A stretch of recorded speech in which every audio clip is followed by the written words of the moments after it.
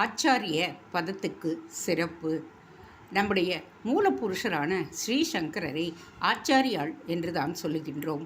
ஆச்சாரிய பதத்திற்கு சாஸ்திரங்களை நன்றாக அலசி பார்த்து அந்த ஆச்சாரப்படி தானும் ஒழுகி பிரத்தியாருக்கும் அவற்றை போதித்து அவர்களையும் சாஸ்திராசரத்தில் நிலை பெறச் செய்கின்றவர் என்றுதான் கூறப்பட்டிருக்கின்றது. இது சமஸ்கிருதம் தெரிந்த எல்லோருக்கும் தெரிந்த டெஃபினிஷன். ஸ்வயம் ஆச்சாரதே என்று இதில் வருகின்றது. ஆச்சாரிய என்ற வார்த்தைக்கு உத்கர்ஷம் கொடுப்பது, அதாவது தான் என்ன போதிக்கின்றானோ அதை தானே பண்ணி காட்ட வேண்டும். அதாவது ஜீவித உதாரணம், தன் வாழ்க்கையாலேயே உதாரணத்தை படைக்க வேண்டும். அப்படி செய்தால்தான் சிஷ்யனுக்கு சொல்லுகின்றபடி அந்த குருவே செய்து காட்டினால்தான் அவன் சொல்லுகிறதற்கு ஜீவசக்தி உண்டாகி கேட்கின்றவனையும் அந்த வழியிலேயே போகச் செய்யும்.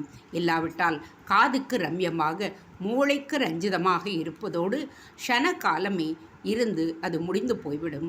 சிஷ்யனின் வாழ்நாள் பூராவும் அவனை கைடு பண்ணாது. சிஷ்யனுக்கு சொல்கின்ற வழியில் தானே போகின்ற ஆச்சாரியார் குருநாதர் தான் ஆச்சாரியன்.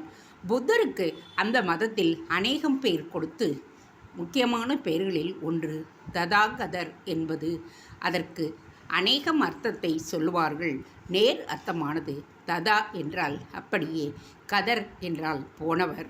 அதாவது உலகத்துக்கு என்ன வழி சொல்லுகின்றாரோ அதில் தாமே போனவர் என்பதுதான். நம்முடைய ஆச்சாரியாரும் அப்படித்தான். ஸ்வயம் ஆச்சாரதே, அதாவது பண்ணி காட்டியதால் தான் ததாகதர் ஆகினார் அவரும். ஆனால் இருவருக்கும் உள்ள பெரிய வித்தியாசம், புத்தர் பூர்வ சாஸ்திரப்படி வழி சொல்லி அந்த வழியில் போனவர் இல்லை. ஆச்சாரியார் தான் அப்படி சொன்னவர், செய்தவர்.